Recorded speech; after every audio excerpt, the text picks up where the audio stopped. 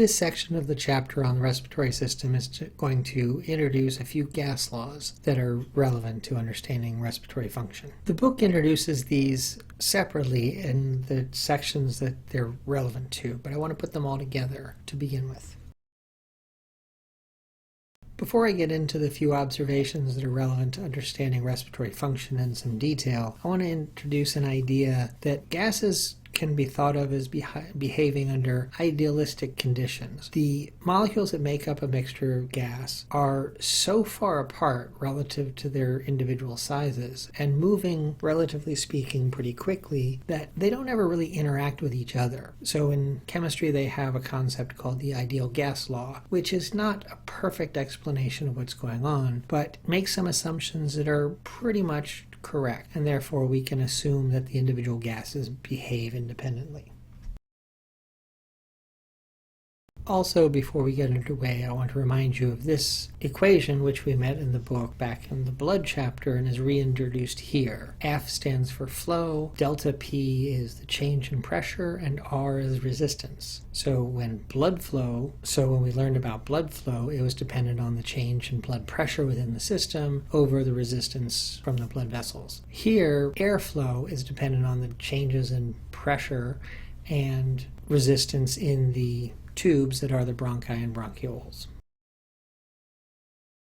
The first concept we want to look at is the relationship between pressure and volume, and this is based on what's called Boyles Law. Boyle basically said under constant temperature, pressure and volume of a gas are inversely related, which is to say that when volume goes up, pressure goes down, or when volume goes down, pressure goes up. From that relationship, we can suggest the equation P1V1 equals P2V2, which is to say the pressure and volume in one situation has to equal the pressure and volume for another situation for a given sample of gas. So consider a container of 1 liter of gas at 1 atmosphere of pressure. If the volume were decreased to half a liter, then the pressure would have to double to 2 atmospheres to keep the relationship equal. If the volume were to decrease by a factor of 4 from 1 liter to 1/4 liter, then the pressure would have to go up by a factor of 4 from 1 atmosphere to 4 atmospheres. Now I'm using atmosphere as a designation of the pressure. That would be the pressure of air at sea level, but we'll actually be considering it using a different unit, which is millimeters of mercury. We talk about millimeters of mercury in blood pressure, and we use the same unit here. 1 atmosphere is equal to 760 millimeters of mercury worth of pressure.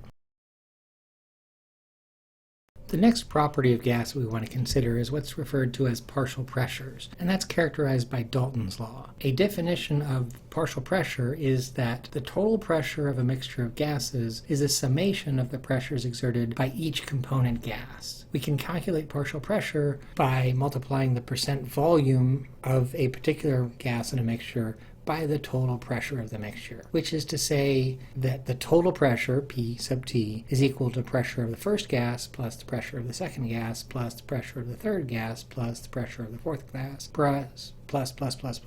In terms of the atmospheric air, that means that atmospheric pressure is equal to the partial pressure of nitrogen plus the partial pressure of oxygen plus the partial pressure of water vapor plus the partial pressure of carbon dioxide plus the partial pressure of whatever else happens to be in the water plus the partial pressure of whatever else happens to be in the air, which would be things like argon or carbon monoxide or trace gases like that. So if we look at the total composition of the air around us, it's made up of, again, nitrogen, oxygen, water vapor, carbon dioxide, and other trace gases. The percentage of that mixture that's nitrogen is 78.6%. And if we multiply that by 760 millimeters of mercury, we get 597 millimeters of mercury as a partial pressure. Oxygen is 20.9% of the air that we breathe, and that's 159 roughly millimeters of mercury. And you can see just straight math, multiply the percentage by the total pressure of the mixture, and you get the partial pressure of each individual gas. And finally, let's consider what it means for gases to dissolve into a solution. which is characterized by Henry's law. All Henry's law says is that the amount of particular gas in solution is directly proportional to the partial pressure of that gas in the air around it and in that solution. I have pictures here of soda cans because this is a good representation of what Henry's law is. When a soda bottling company puts together a can of soda, it has the flavored syrup that is the soda with water, and it injects a high concentration or a high partial pressure of carbon dioxide to carbonate the soda and seals that off. The partial pressure of carbon dioxide in the soda and in the air between the top of the soda and the inside of the can is quite high. The partial pressure of carbon dioxide in the air surrounding that can is very low, the atmospheric partial pressure of carbon dioxide. As soon as you pop the top of that soda can, then the air between the soda and the top of the can will become equilibrated to the air outside, and then all of the carbon dioxide that is dissolved into the solution will come out, so that the partial pressure of carbon dioxide in the soda ends up being equivalent to the partial pressure in the air, which is now the atmospheric air. When that runs down completely, then the soda becomes flat. Consider this question. When you feel that you've reached an answer, hit the next button to go into the next slide, which will reveal the correct answer.